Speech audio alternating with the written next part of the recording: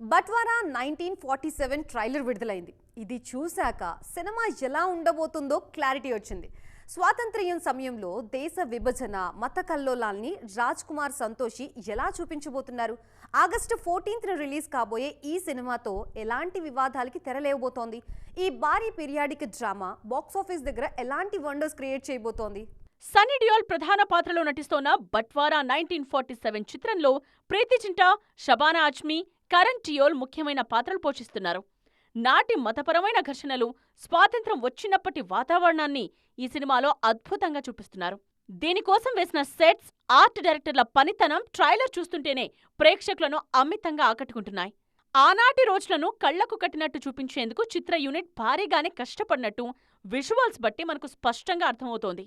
అయితే గతంలో వచ్చిన పీరియాడిక్ సినిమాలతో పోలిస్తే ఈ సినిమా ట్రైలర్ కట్ చాలా కొత్తగా డిజైన్ చేసి ఆడియన్స్లో ఆసక్తిని రేకెత్తించారు.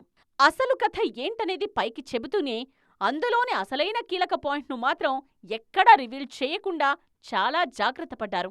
చరిత్రకేమైనా ఫ్యాంటసీ జోడించి ఈ ఎమోషనల్ కథను తెరకెక్కించారా అనే ఆసక్తి సగటు ప్రేక్షకుడిలో పెరుగుతోంది.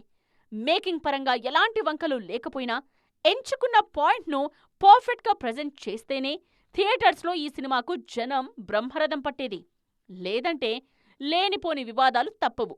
మరి ఈ స్వాతంత్ర్యం నాటి అల్లర్ల కథ బాక్సాఫీస్ వద్ద ఎంతటి సంచలనం సృష్టిస్తుంది అనేది చూడాలి.